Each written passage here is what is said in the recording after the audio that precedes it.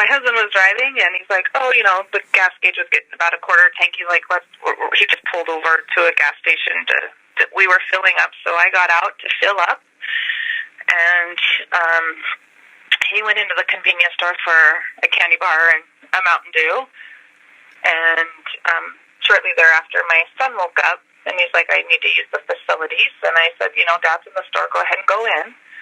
And it felt like he went in and turned around and came right back out. I know there was a little bit more time than that when you're pumping gas,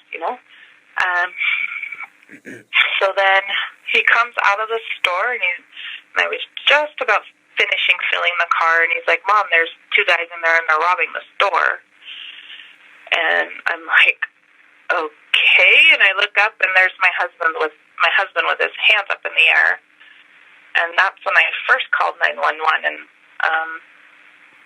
and then the call dropped, being a cell phone, and then Robert comes out shortly right after I tried to call them, and he just gets in the car.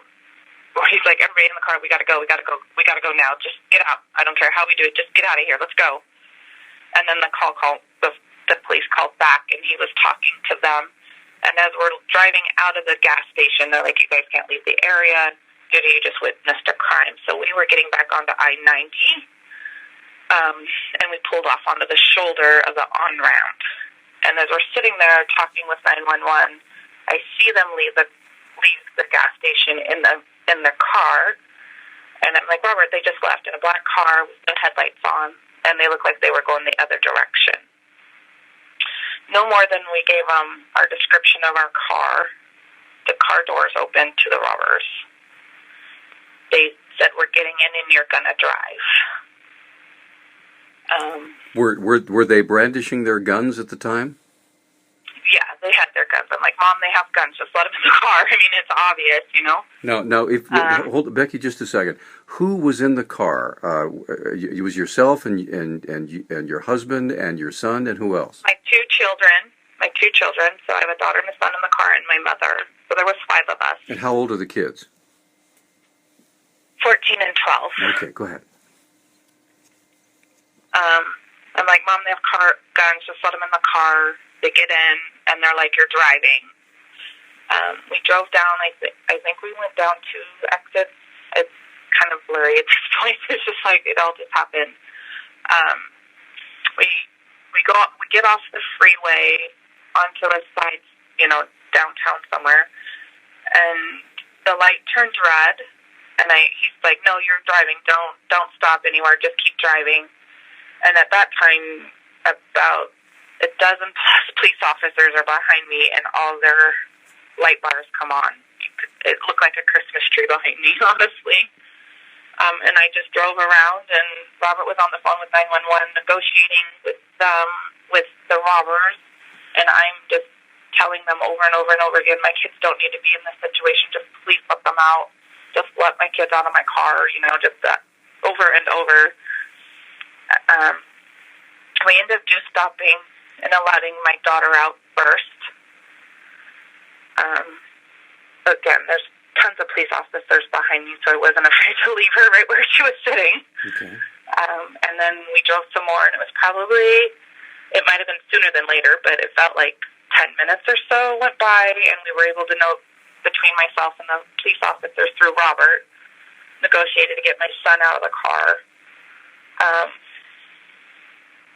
That was probably the hardest on my husband, is when they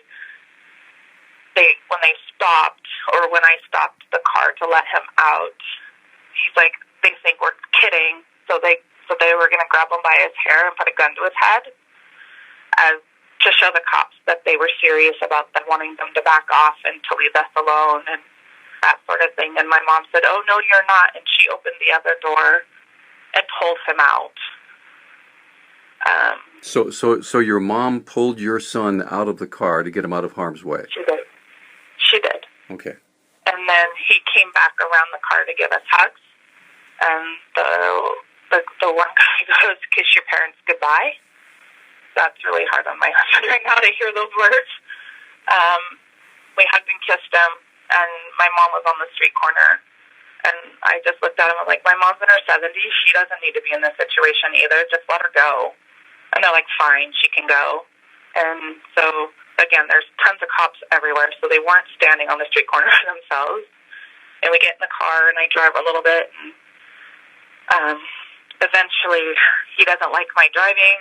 Again, I'm not from this area, so I have no idea where I'm going, what streets are on.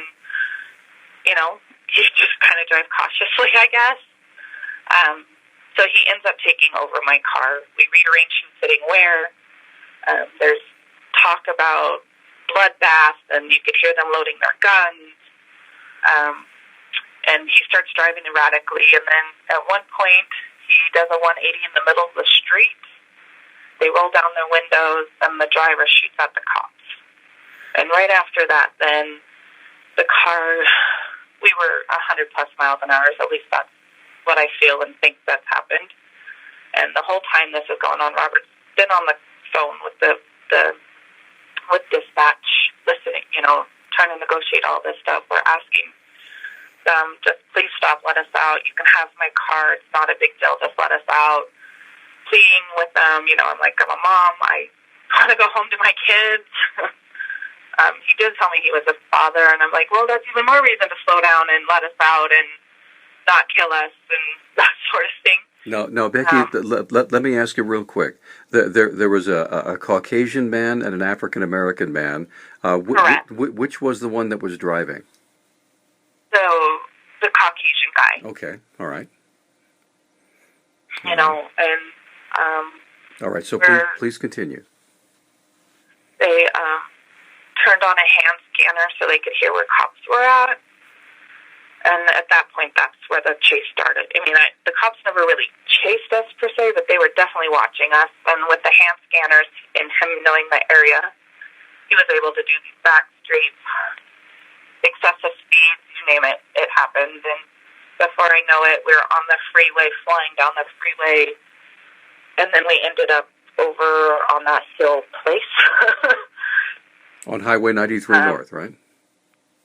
I'm not sure. Well, or Avro Hill, is that what it was? It was called Avro Hill. Yeah, it's on Highway 93 North, yes. Okay, well, we end up way over there. Up there on the hill, and they parked the car on a muddy area with, out of sight of the, I mean, you could hear the highway go by, but you couldn't see anybody. It was covered, and they were talking on their phone, trying to figure out somebody to come pick them up.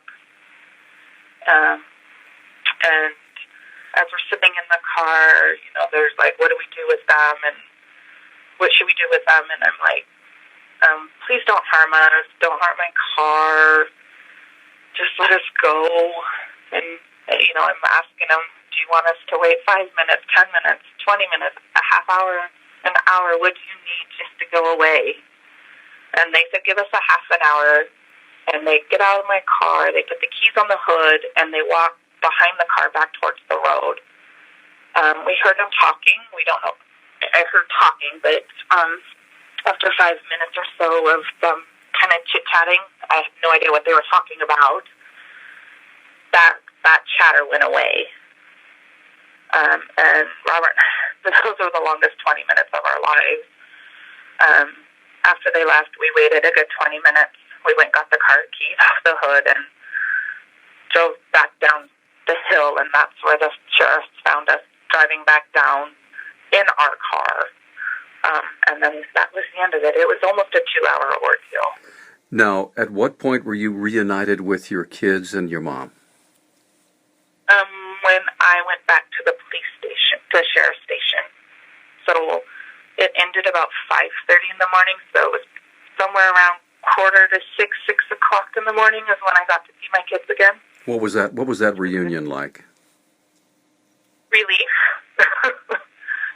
I mean, there wasn't a lot of crying. I think we're all in complete shock, a little sleep deprived at this point. Just like, oh my gosh, we just went through this and we're all okay.